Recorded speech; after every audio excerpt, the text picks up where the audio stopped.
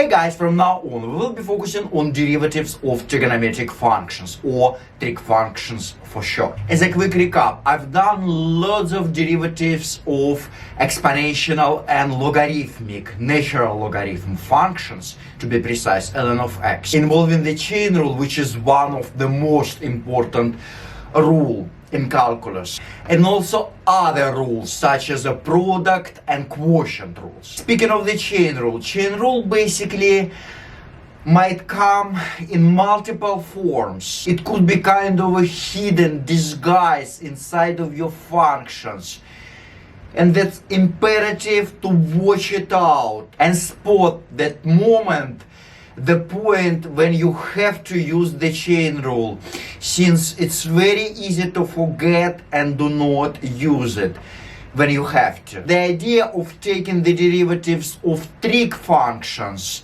which are sine, cosine, tangent. So this is three basic trig functions, again sine, cosine, and tangent. Also might come in handy their reciprocals, their partners, if you will, such as cotangent, secant, and cosecant. I kind of digress.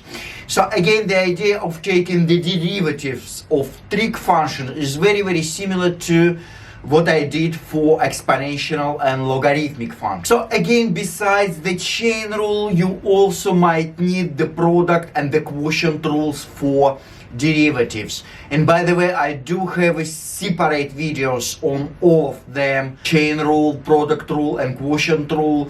And also, as mentioned, I do have videos on taking the derivatives, a series actually, for exponential and logarithmic functions. So you could go ahead and watch them. These related videos to this one are down below in the description box, and then everything what I'm saying from now will make more sense to you. I will be releasing also kind of miscellaneous derivatives, kind of a combination of these functions mentioned before, such as exponential, natural logarithm, and trig functions. They widely known as a transcendental functions.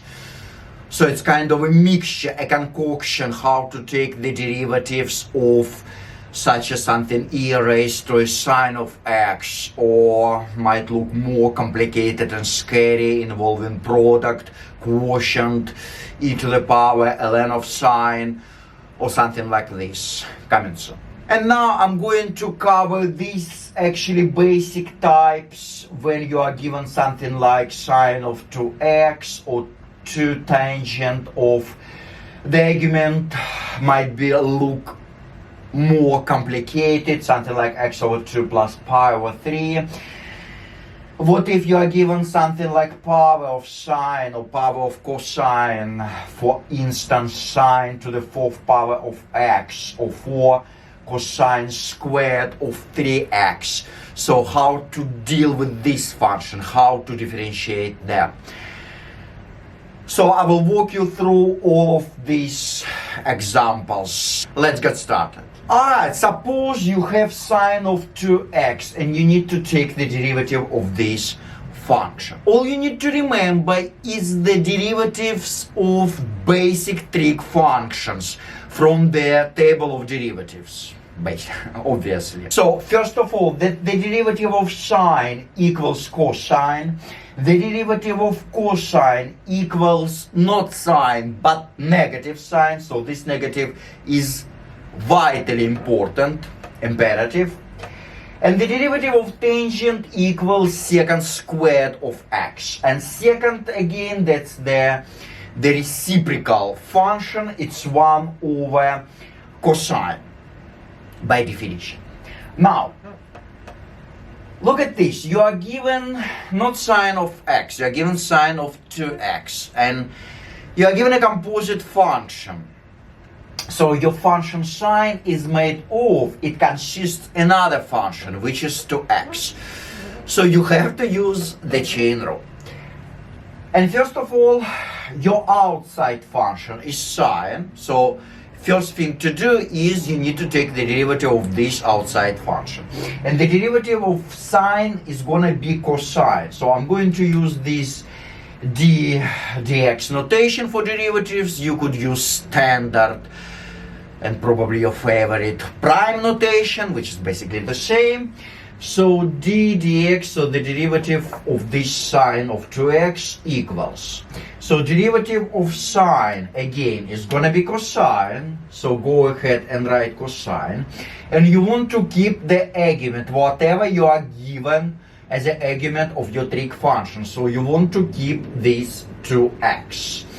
And we're not done yet, since I'm going to repeat myself, you are given a composite function. So the chain rule says after, when you take the derivative of outside function, you have to take the derivative of inside function. Again, your inside function is 2x, and the derivative of 2x is going to be just 2. So this function gets multiplied by 2. And technically we are done, so all you want to do is just rearrange it into more and compact form, if you will. And typically we want to pull this coefficient in front of your function. So this 2 comes out front. Rewrite it as a 2 times cosine of 2x. So this parenthesis basically could be neglected. So that's gonna be your derivative for this sine of 2x. Okay, here's another one. 2 tangent of x over 2 plus pi over 3. Looks a little bit spooky. Don't worry, try the same steps as before. So first of all, you are given 2 times tangent. So first thing to do is you want to keep and rewrite this 2. So it goes for your derivative. Now, tangent of something. Again, you want to use the chain rule. So first thing to do is just take the derivative of outside function, which happens to be tangent. And the derivative of tangent, it's gonna be secant squared of x. So you want to rewrite secant squared, not of x, but of that argument that you are given. So, namely x over 2 plus pi over 3. So you want to keep this original argument. So x over 2 plus pi over 3. And we are not done yet. Chain rule says that you have to take the derivative of inside function, which is again x over 2 plus pi over 3. And what is the derivative of this inner function? So p over 3 is a constant, so it's given in the form of a pi, and likely you might be given something like this. So do not let this scare you. So p over 3 again is a constant, is a number, and it has to be treated as a number. So and the derivative of any number is just 0. So p over 3 goes away, disappeared. Now, what is the derivative of x over 2? Ask yourself. So x over 2 could be thought as a half times x. So basically, you are given a coefficient, a number in front of x. And the derivative of x by the constant multiple rule is going to be just 1. So you're going to left with just a half instead of the derivative of this parenthesis, this inner function. So this term gets multiplied by a half. It considers simply to cancel whatever you can and factor out the common factors.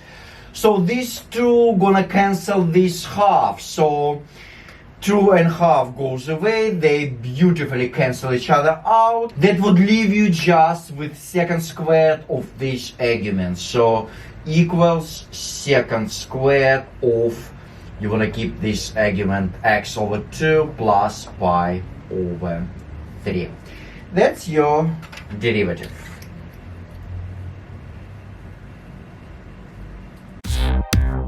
We'll be focusing on derivatives of trigonometric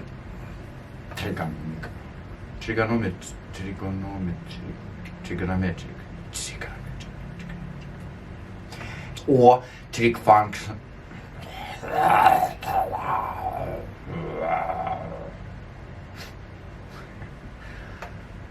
In rule, чем